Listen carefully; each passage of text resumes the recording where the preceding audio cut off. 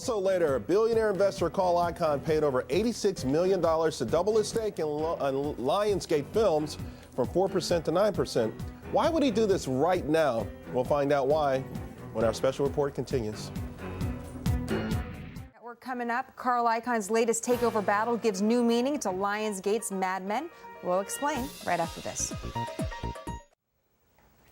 Billionaire investor Carl Icahn is known as an activist investor, and his presence is not always good news for a company's management team, to say the least. Icahn's latest target appears to be Lionsgate Entertainment, the independent Hollywood studio behind the current Oliver Stone film, The W, with the Saw horror franchise and the award-winning TV series Mad Men. I love Mad Men. I didn't realize that was Lionsgate. Well, this week he forked over $66 million to more than double his stake in the company from 4% to 9%. Here to discuss if this is good news for Hollywood and Lionsgate is Peter Latman, a reporter with the Wall Street Journal, and Patrick Morris, a partner at Hagen Investments Management, which invests in the film industry. Good morning, guys. Good morning. Wow, Mad Men. I'm even more excited about Lionsgate. Okay, Peter, walk me through Icahn. What kind of investments does he make, and why would he double his stake in Lionsgate? Well, Carl Icahn has been doing this for decades, ever since the 1970s. Originally, he'd take large positions in companies, agitate for change, and then the companies would buy him out as a premium. This was known as greenmail.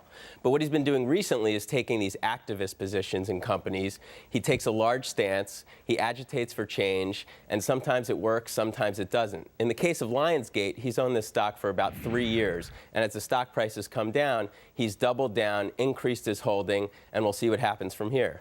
Patrick, what is the story at Lionsgate? How are they managed? Who are they? What is their DNA?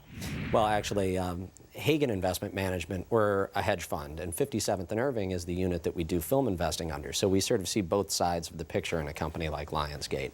At Lionsgate, you have a very strong management team, and one that's shown its ability to make good, strong acquisitions, acquire content library. They did Redbus over in the UK, so we know that they can do some international acquisitions. And they what's can Redbus?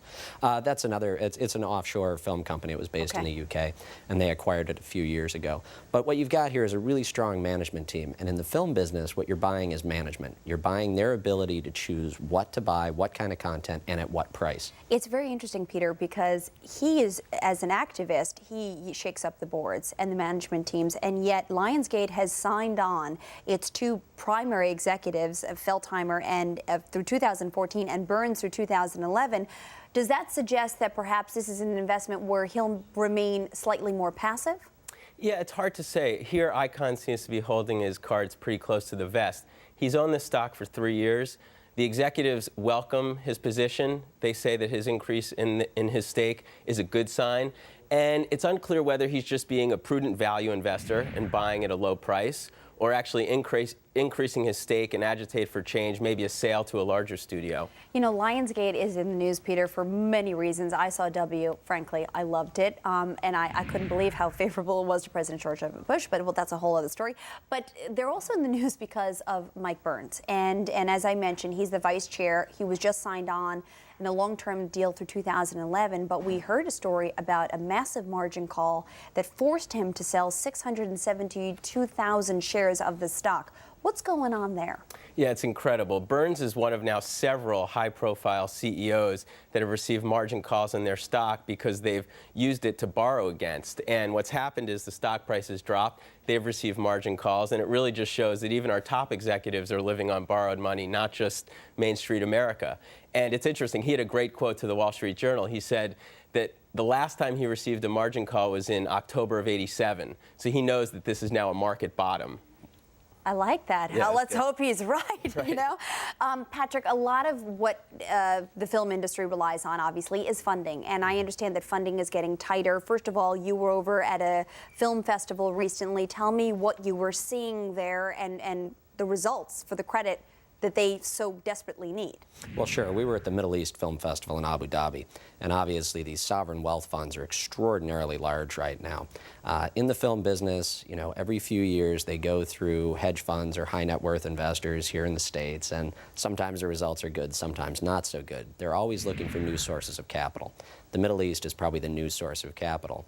This actually ties back into the Icahn presence at Lionsgate. It's very possible that a company like Lionsgate that might be finding it very difficult to secure credit is going to find it very useful to have a multi-billionaire around where they can sort of use his name. So welcome him, although I was reading, I can't remember the exact number, but I know they did a deal in July with J.P. Morgan. I think at the time it was about $325 million. They're helping me in the control room. Thank you, guys. And but it's got the option up to another $500 million. So does that J.P. Morgan deal put them in secure territory, or it's just not enough? Well, maybe the presence of Icahn helps secure that other 500. I mean, we haven't heard a lot lately about banks wanting to really increase lines of credit. So I think maybe the presence of Icahn might be helpful in that regard, but really, I'm not sure what else he's going to do there. You know, Peter, I would assume that the concept of investing in the movie business right now isn't all that sexy, appealing. I'm not sure, but you tell me. I mean, is this sort of, as you said at the beginning, this is a double down investment for Carl Icahn since he's lost so much of the value? We've seen this happen to so many other executives. Or could there be a shift because we're in a difficult recessionary period and people need an outlet, and the film industry happens to provide that outlet? Yeah, again, it's hard to say. Icahn is worth some $12, $14 billion. This is a $100 million stake, so it's sort of a rounding error for Icahn.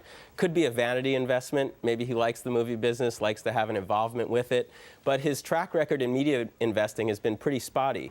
Tried to agitate for change at Time Warner. That didn't work. His Yahoo stake, that didn't turn out so well. So this has been a long-term holding. He's doubled down. We'll see what he does from here. You know, Patrick, you actually look like the lead guy in Mad Men. Well, thank you, I guess. Since Yes, you love you the should. show. I'm a little obsessed with that show. So now that I know that it's Lionsgate, I'm going to pay a lot more attention to them. All right, Peter and Patrick, great seeing you guys. Thank you so much. Thanks. Thanks. All right, guys, let's take another